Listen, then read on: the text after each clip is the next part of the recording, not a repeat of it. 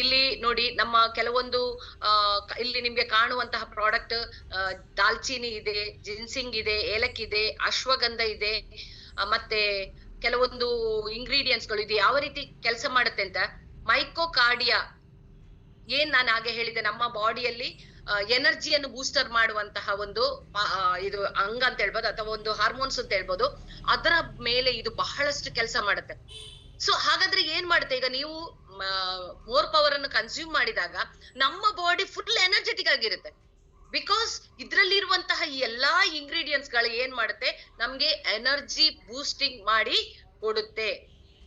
So ಅದು ನಮ್ಗೆ ಹೇಗೆ ವರ್ಕ್ ಆಗುತ್ತೆ ಅಂತ ಹೇಳಿದ್ರೆ, ಒಂದು ಸಿಂಪಲ್ ಹೇಗೆ ಅಂತ ಹೇಳಿದ್ರೆ, these are like engine oil our cells. ನಮ್ಮ ಬಾಡಿಯಲ್ಲಿ ಇಂಜಿನ್, ನಾವು ಹೇಗೆ ವೆಹಿಕಲ್ಸ್ ಗಳೆಲ್ಲ ಹೋಗುವಾಗ, ಕಾರನ್ನೆಲ್ಲ ಬಿಡುವಾಗ ನಾವ್ ಏನ್ ಮಾಡ್ತೇವೆ, ಅದು ಕರೆಕ್ಟ್ ಆಗಿ ವರ್ಕೌಟ್ ಆಗ್ಬೇಕಾದ್ರೆ ನಾವು ಅದಕ್ಕೆ ಆಯಿಲ್ ಹಾಕ್ತೇವೆ ಅಲ್ವಾ? ಹೌದಲ್ವಾ? ಈಗ ಯಾವುದೇ ಆಗಿರ್ಬೋದು, ಈಗ ಮಿಷಿನ್ ಆಗಿರ್ಬೋದು, ಅದು ಕೆಲಸ ಮಾಡ್ಬೇಕಾದ್ರೆ, ಅದು ಫ್ರೀ ಆಗಿ ವರ್ಕ್ ಆಗ್ಬೇಕಾದ್ರೆ ಅದಕ್ಕೆ ಏನ್ ಹಾಕ್ತೇವೆ, ನಾವು ಆಯಿಲ್ ಹಾಕ್ತೇವೆ. ಸೊ ಈ ಎಲ್ಲ ಇಂಗ್ರೀಡಿಯೆಂಟ್ಸ್ ಗಳು ಏನ್ ವರ್ಕ್ ಮಾಡುತ್ತೆ ಅಂತ ಹೇಳಿದ್ರೆ, ನಮ್ಮ ಬಾಡಿಯ ಸೆಲ್ಸ್ ಗಳಿಗೆ ಇಂಜಿನ್ ಆಯಿಲ್ ಅನ್ನು ಸಪ್ಲೈ ಮಾಡುವಂತ ಕೆಲಸಗಳನ್ನು ಈ ಪ್ರಾಡಕ್ಟ್ ಮಾಡುವ ಕಾರಣ ಏನಾಗುತ್ತೆ, ಎನರ್ಜಿ ಬೂಸ್ಟರ್ ಆಗುತ್ತೆ ನಮ್ಮ ಬಾಡಿ. Okay, next one.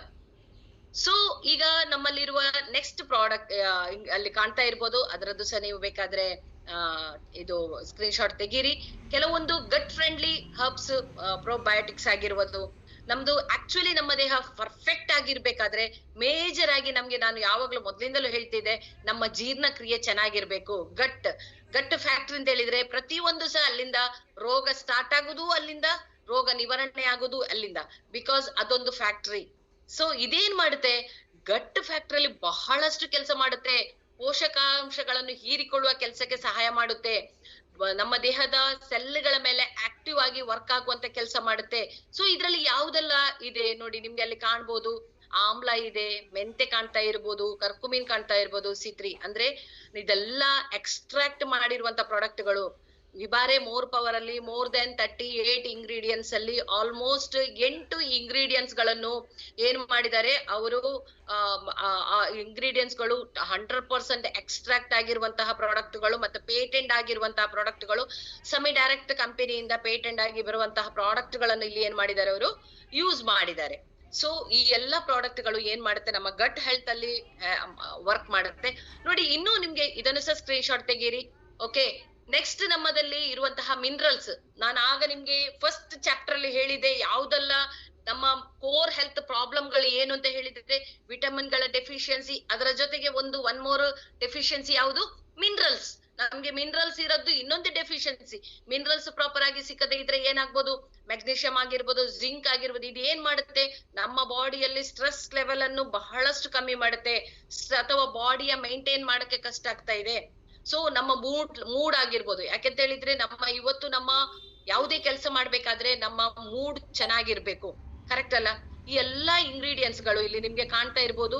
ಏನೆಲ್ಲ ನಿಮ್ಗೆ ಕಾಣ್ತಾ ಇದೆ ನೋಡಿ, ರಾಯಲ್ ಜೆಲ್ಲಿ ನಿಮ್ಗೆ ಗೊತ್ತಿದೆಯಾ ಅಂತ ನಂಗೆ ಗೊತ್ತಿಲ್ಲ. ಜೇನು ಹುಳದ ಇದರಿಂದ ಮಾಡುವಂತಹ, ಏನು ರಾಣಿ ಜೇನು ಕ್ರಿಯೇಟ್ ಮಾಡ್ತಾರಲ್ಲ, ಅದರಲ್ಲಿ ಮಾಡುದು. ಅದು ಎಷ್ಟೋ ಮಿಲಿಗ್ರಾಮ್ಗೆ ಎಷ್ಟೋ ಸಾವಿರ ರೂಪಾಯಿಗಳಿದೆ ಅಂತ ಒಂದು ಇಂಗ್ರೀಡಿಯೆಂಟ್ಸ್ ಇದೆಲ್ಲ ಬಳಸಲಾಗಿದೆ.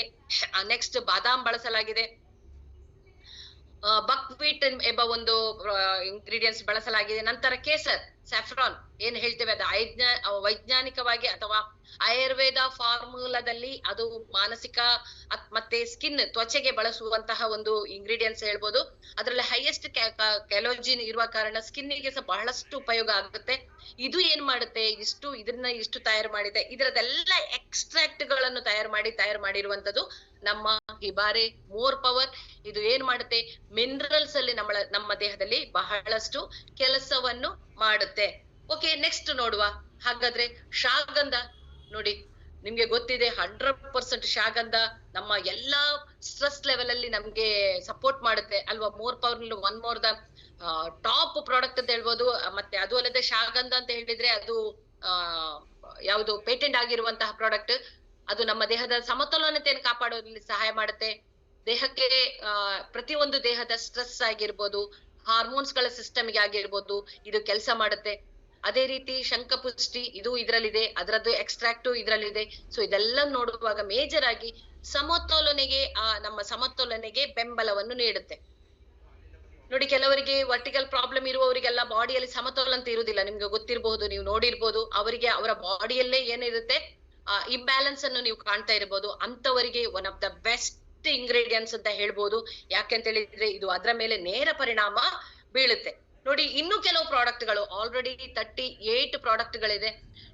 ಸೊ ಇವಾಗ ಇರುವ ಈ ಇಂಗ್ರೀಡಿಯೆಂಟ್ಸ್ ಗಳು ಬಂದ್ಬಿಟ್ಟು ಆಂಟಿ ಆಕ್ಸಿಡೆಂಟ್ ಆಗಿ ವರ್ಕ್ ಆಗುತ್ತೆ, ಆಂಟಿ ಏಜಿಂಗ್ ಆಗಿ ವರ್ಕ್ ಆಗುತ್ತೆ. ಅಂದ್ರೆ ನಿಮ್ಗೆ ಗೊತ್ತಿದೆ ಈಗದ್ದು ಸಿಚುವೇಶನ್ ಹೇಗಿದೆ ಅಂತ ಹೇಳಿದ್ರೆ, ಏಜ್ ಅಲ್ಲಿ ತುಂಬಾ ಚಿಕ್ಕದಿದ್ರು ಲುಕ್ ಲೈಕ್ ಅವ್ರು ತುಂಬಾ ಏಜ್ ಆದವರಾಗಿರ್ತಾರೆ. ನೀವು ಅಬ್ಸರ್ವ್ ಮಾಡಿದೀರಾ?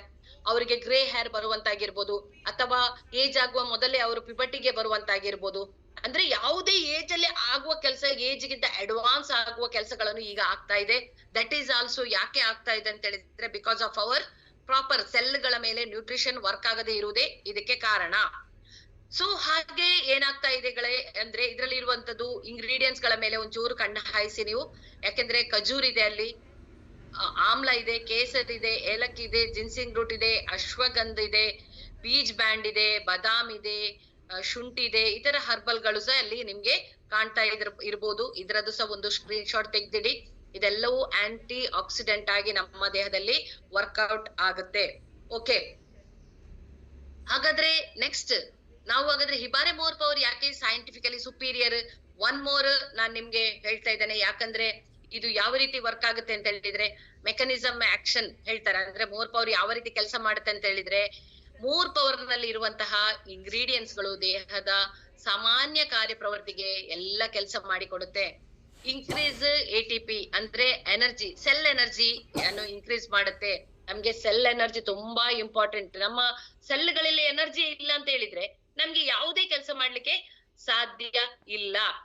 ಮತ್ತೆ ನಮ್ಗೆ ಏನ್ ಮಾಡುತ್ತೆ, ಬ್ಯಾಲೆನ್ಸ್ ನಮ್ದು ನ್ಯೂಟ್ರಿಯೆಂಟ್ಸ್ ಅನ್ನು ಅಬ್ಸರ್ವ್ ಮಾಡುತ್ತೆ. ನಾವು ತಿನ್ನುವಂತ ಆಹಾರ, ನಾವು ಏನೇ ಆಹಾರ ತಗೊಂಡು ಅದ್ರಲ್ಲಿ ಇರುವಂತಹ ಪೋಷಕಾಂಶಗಳು ನಮ್ಗೆ ಹೀರಿಕೊಳ್ಬೇಕು. ಅಂದ್ರೆ ನಮ್ಮ ಗಟ್ ಫ್ಯಾಕ್ಟರಿ ನಮ್ಮ ಅದನ್ನು ಸಪೋರ್ಟ್ ಕೆಲಸ ಮಾಡದಿದ್ರೆ ನೀವು ಏನು ತಿಂದ್ರು ವೇಸ್ಟ್ ಅಲ್ವಾ? ತಿಂದದು ಏನು ನಮ್ಮ ದೇಹಕ್ಕೆ ಬರದೆ, ಅದರಲ್ಲಿರೋ ಪ್ರೋಟೀನ್ಗಳು ಬರದೇ ಇದ್ರೆ ಅದು ಹಾಗೆ ಹೋದ್ರೆ ಏನು ಪ್ರಯೋಜನ? ಸೊ ಜೀರ್ಣಶಕ್ತಿ ಸುಧಾರಣೆ ಆಗ್ಬೇಕು, ಪೋಷಕಾಂಶಗಳು ನಮ್ಮ ದೇಹಕ್ಕೆ ಪ್ರವೇಶ ಮಾಡ್ಬೇಕು. ಆ ಕೆಲಸವನ್ನ ಅದು ಮಾಡ್ಲೇಬೇಕು. ಆ ಕೆಲಸ ಮಾಡ್ಲಿಕ್ಕೆ ನಮ್ಮ ಮೋರ್ ಪವರ್ ಏನ್ ಮಾಡುತ್ತೆ, ಸಪೋರ್ಟ್ ಮಾಡುತ್ತೆ. ನಮ್ಮ ಕಾರ್ಟಿಸಲ್ ಗಳನ್ನು ಬ್ಯಾಲೆನ್ಸ್ ಮಾಡುತ್ತೆ. ಅಂದ್ರೆ ಹಾರ್ಮೋನ್ ಮೇನ್ ನಮ್ಮ ದೇಹದಲ್ಲಿ ಇರುವಂತಹ ಹಾರ್ಮೋನ್ಗಳು ಇಂಬ್ಯಾಲೆನ್ಸ್ ಆಯ್ತು ಅಂತ ಹೇಳಿದ್ರೆ ಏನೆಲ್ಲ ಪ್ರಾಬ್ಲಮ್ಗಳು ಬರ್ಬೋದು. ಅದು ತಲೆಯಿಂದ ಹಿಡಿದು ಕಾಲಿನವರೆಗೆ ಬರುವ ಪ್ರಾಬ್ಲಮ್ಸ್ ಗಳು ಸಹ ಬಹಳಷ್ಟು ಪ್ರಾಬ್ಲಮ್ಗಳು ಹಾರ್ಮೋನ್ ಇಂಬ್ಯಾಲೆನ್ಸ್. ಕೆಲವೊಂದು ಹಾರ್ಮೋನಲ್ಸ್ ಇಂಬ್ಯಾಲೆನ್ಸ್ ಎಷ್ಟು ಆಗುತ್ತೆ ಅಂತ ಹೇಳಿದ್ರೆ, ಕೆಲವೊಂದು ರೋಗ ಬಂದ್ರೆ ಕಂಡುಹಿಡಿಲಿಕ್ಕೆ ಆಗಲ್ಲ. ಬಿಕಾಸ್ ಆಫ್ ಹಾರ್ಮೋನ್ಸ್ ಇಂಬ್ಯಾಲೆನ್ಸ್ ಇಂದ ಅದು ಯಾವ್ದ್ರಿಂದ ಬರ್ತಾ ಇದೆ ಅಂತಲೇ ಕಣ್ಲಿಕ್ಕೆ ಆಗಲ್ಲ. ಫೈನಲಿ ಯಾವ್ದ್ರಿಂದ ಬರ್ತಾ ಇದೆ ನೋಡ್ತಾ ನೋಡ್ತಾ ನೋಡ್ತಾ ಫೈನಲಿ ಏನ್ ಮಾಡ್ಲಿಕ್ಕೆ ಹೋಗ್ತಾರೆ, ಹಾರ್ಮೋನಲ್ಸ್ ಇಂಬ್ಯಾಲೆನ್ಸ್ ಚೆಕ್ ಮಾಡ್ಲಿಕ್ಕೆ ಹೋಗ್ತಾ ಆಗ ಗೊತ್ತಾಗುತ್ತೆ, ಓ ಇದು ಹಾರ್ಮೋನ್ಸ್ ಪ್ರಾಬ್ಲಮ್ ಇದು ಆಗ್ತಾ ಇದೆ ಅಂತ ಹೇಳಿ. So it is a very important. ನಮ್ಮ ಹಾರ್ಮೋನ್ಸ್ ನಮ್ಗೆ ಇಂಪಾರ್ಟೆಂಟ್ ಆಗಿ ಬೇಕೇ ಬೇಕು.